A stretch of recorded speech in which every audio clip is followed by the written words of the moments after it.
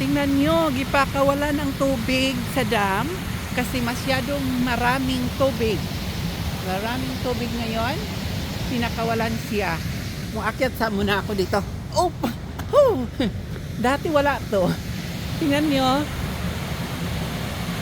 pinakawalan ang tubig kasi ang dami-daming tubig. Alam mo, sa tag-ulan, umapo ang tubig until here. Kaya, ang kita ng tubig, ang daming tubig. Tingnan mo, puno. Punong-puno.